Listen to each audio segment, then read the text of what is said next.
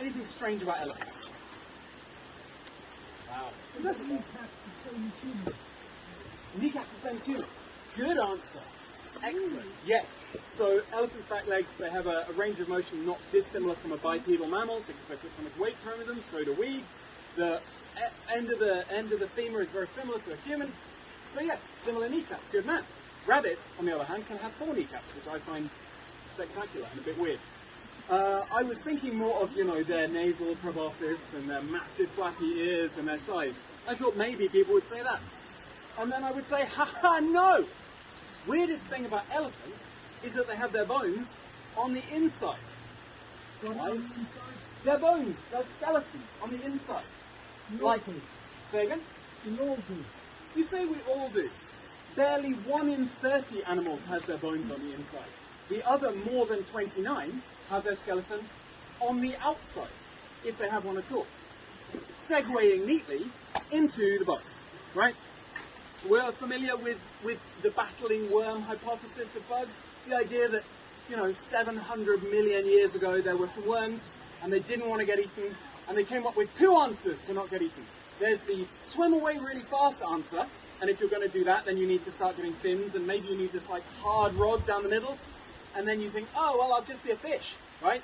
That's how you get fish. Worm, fins, hard rod down the middle, fish.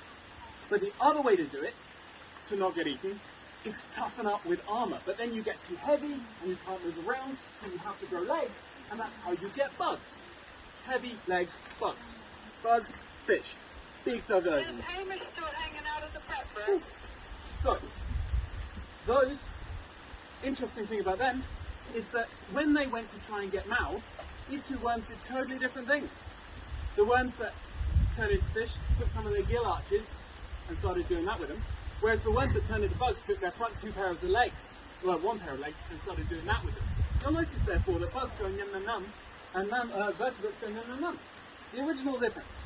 Why is this important when we're talking about dung beetles? Because it leads us right down to their ability, the beetles' ability to eat basically anything, including dung. So, they have jaws, which are developed from their front pair of legs, which they can therefore change into all sorts of crazy shapes. We've seen insects with all sorts of mad front legs, right? You've seen praying mantises, we've seen water boatmen, although that's back pairs of legs. They can do whatever they like with their legs, and that extends to their jaws. These, for example, whacking great pairs of jaws. Dung beetles, no exception. They have developed really interesting interlocking jaws to chew through dung. But, I'm not following that particular pun.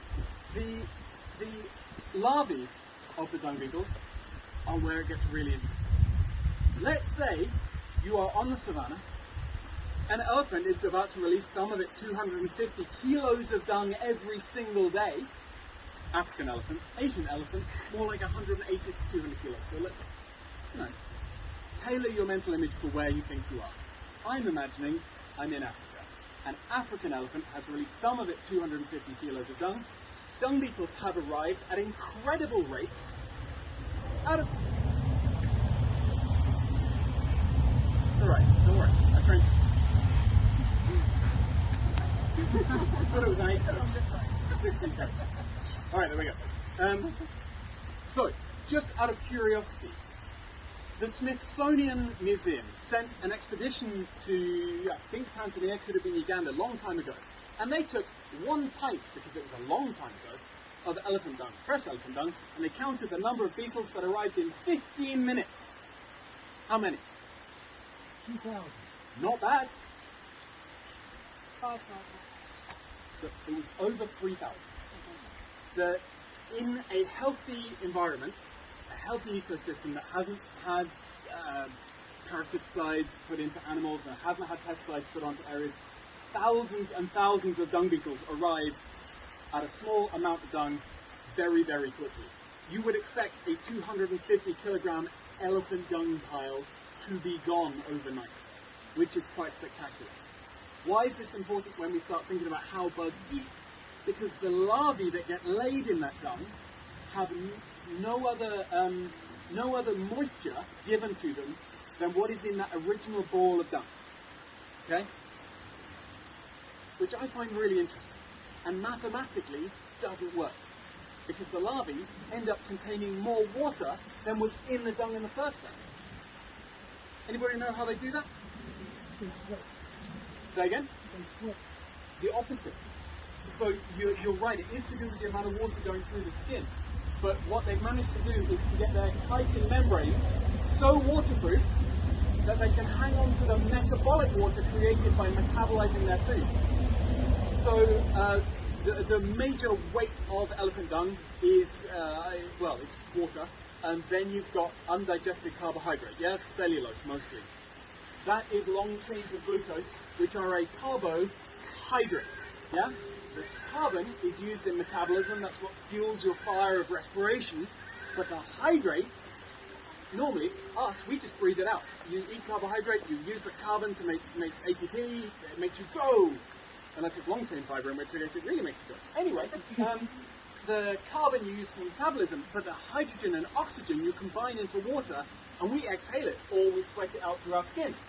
They have used chitin in a really clever way to become so waterproof that they never need another drink other than the carbohydrate that they're eating and a little bit of water that's left in that dung ball. But by the time they're a couple of weeks old, that has almost completely dried out, which is kind of cool and I think fascinating, and nobody ever talks about it. Another really interesting thing about dung beetles, which nobody ever talks about, is also to do with their metabolism.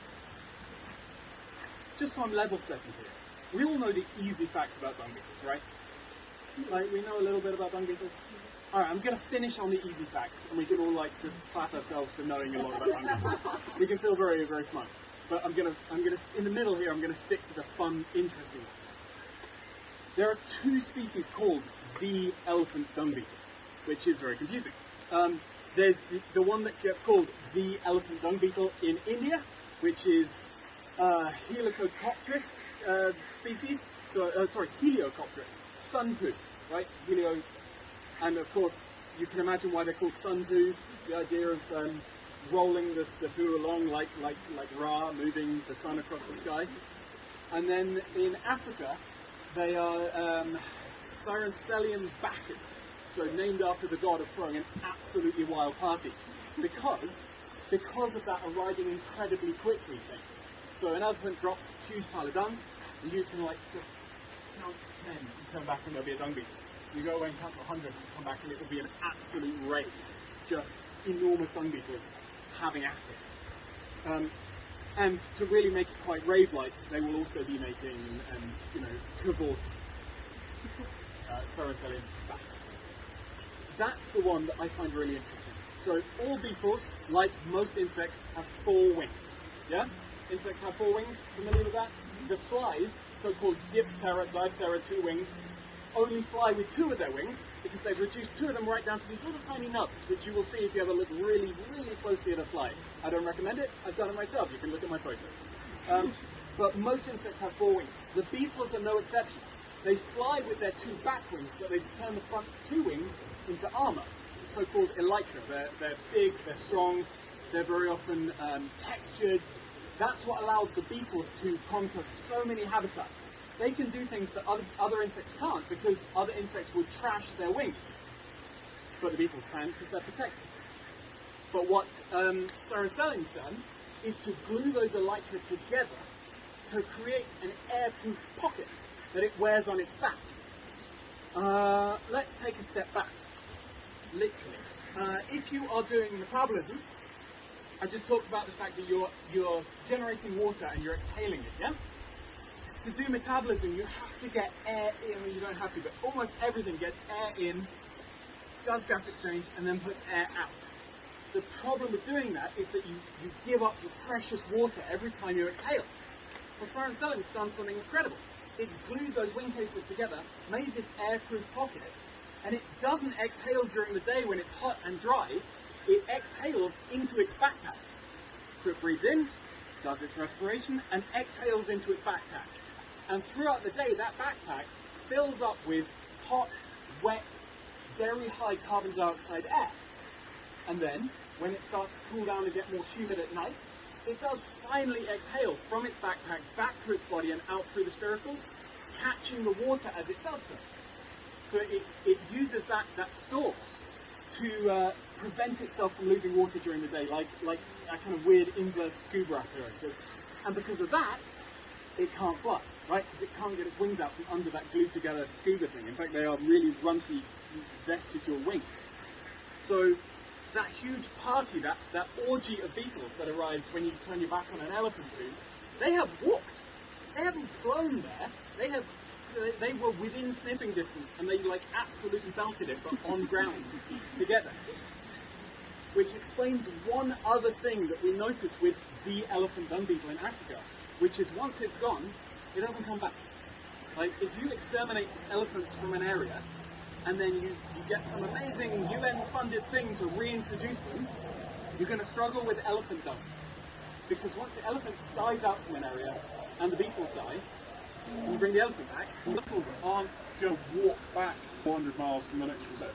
You then have to re-import the beetles, or you struggle with the enormous piles of elephant dung, 250 kilos a day, with nothing to get rid of. Obviously there are generalist dung beetles, but none that are that big and built for elephant dung. Taking a step back, are you familiar with the three types of dung beetles? No? Any at the back? You must be familiar with the three types of dung beetles. Say again? Mo, Larry, and Curly. Mo, Larry, and Curly. Yes and no. So we've got rollers. Rollers are the ones that everybody's familiar with. You know, the ones that they give it all that and then push the thing, yeah? They're the ones David Attenborough loves to talk about.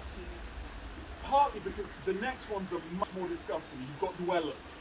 They are the ones, they don't carve out nothing, they just plow straight in. And they live in there, they just swim around, drinking the, yeah. They're horrible. But also incredibly effective. Really, really effective. And they lay eggs as they go, the larvae go off in multiple directions, amazing things. And then there are the tunnelers. They get there, dig a hole, and then start dropping hot stuff down the hole. And they go down the hole, lay an egg, and they're away. Which is very fine. We have a lot of both dwellers and tunnelers in the UK. We only have one roller. And the roller we have in the UK is really lazy, and I love it for that.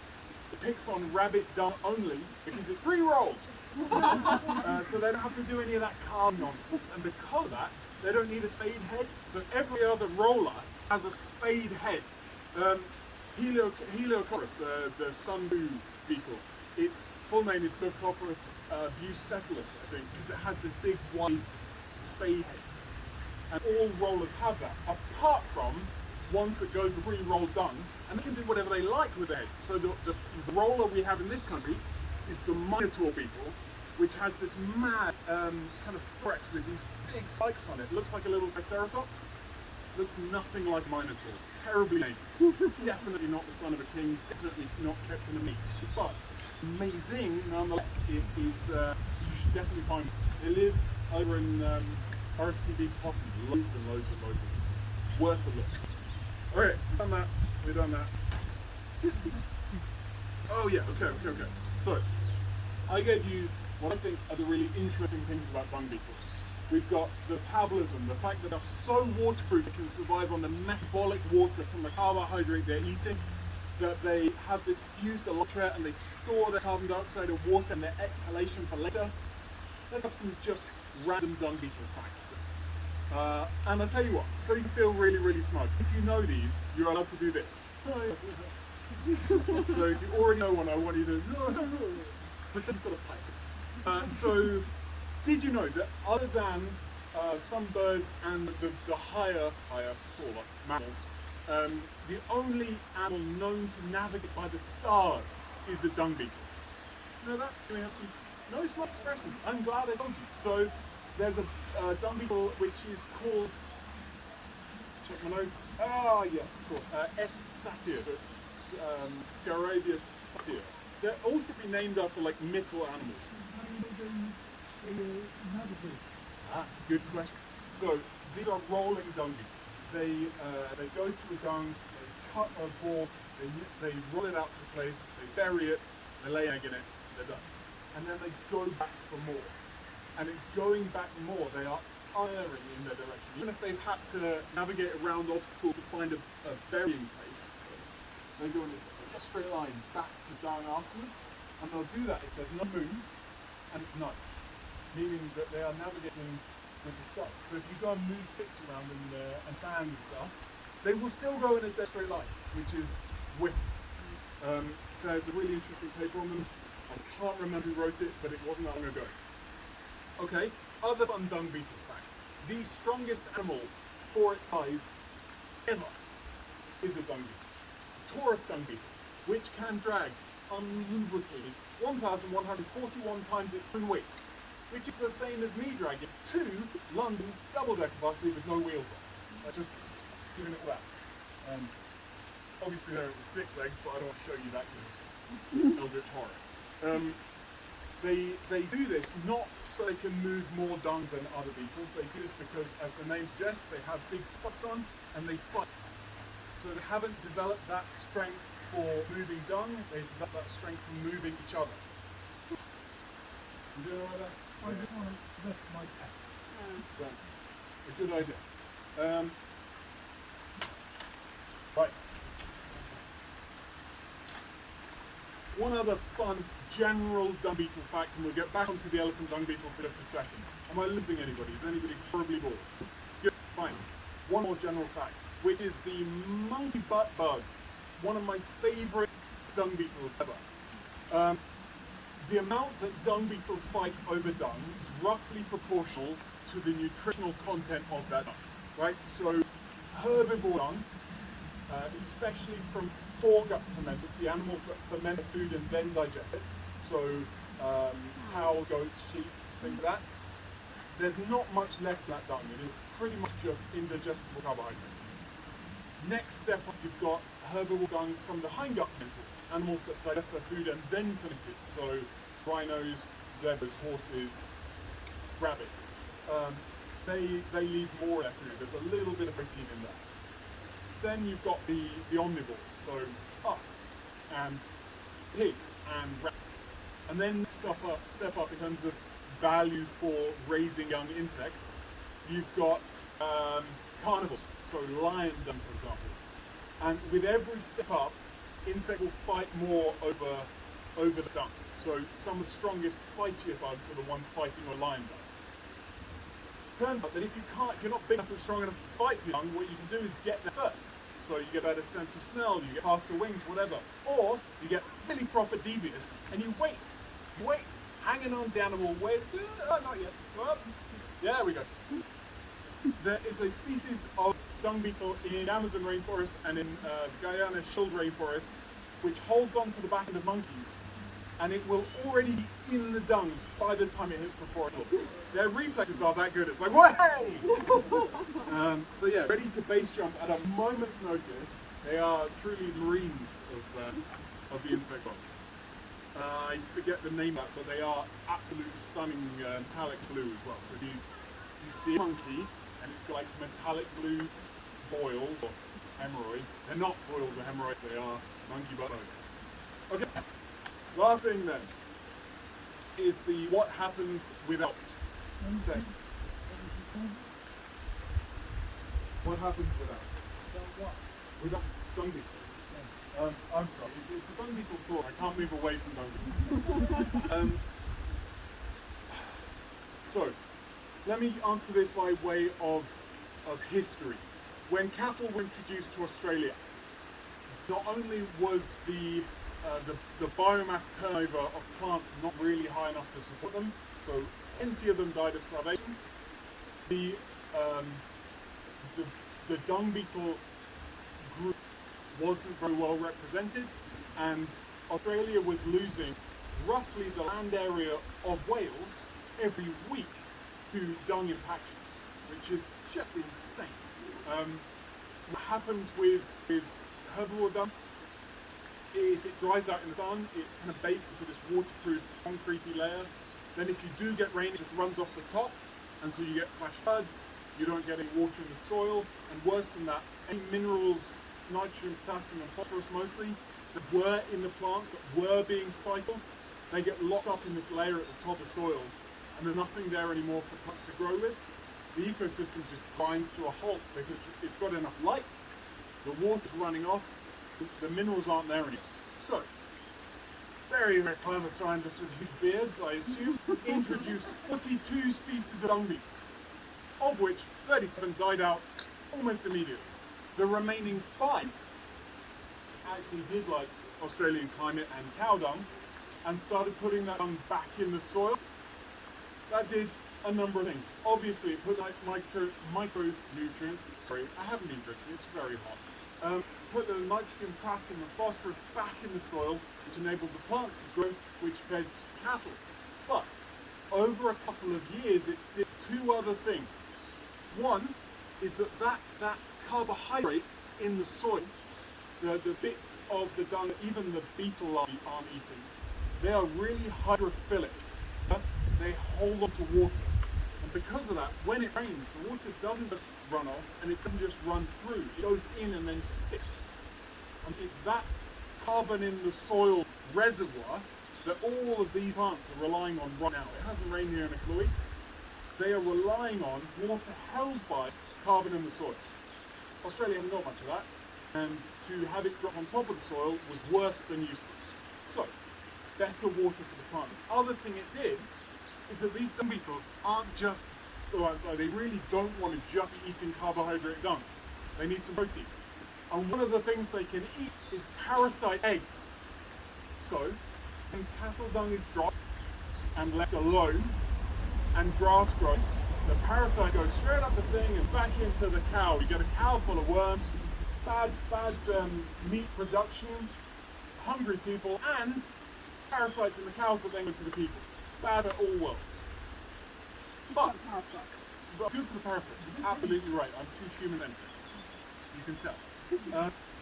But if that dung goes through a dung beetle, the parasites die, the plants grow back fresh and clean, no new parasites in the cow, and you get much better meat production per unit area, etc. Much better for the environment, much better for feeding people, and fewer drugs required, which means you don't get drugs put on, which means they don't wash into rivers, which means you don't kill the basic ecosystem. Which is why Dr. Sarah Bainan is currently selling dung beetles to UK farmers by the sackload that they put on their fields to save themselves money in drugs, to save the watercourses around their farm, to basically do everything I just said. I'm not going to repeat it, waste of time. Therefore, my final closing statement. If you see a dung beetle and you recognise them by their big old diggy arms, or maybe their weird flat heads, be nice to them, because they're amazing. They do us an enormous favour. They save the UK economy roughly $1 billion a year, and they saved Australia. Thank you.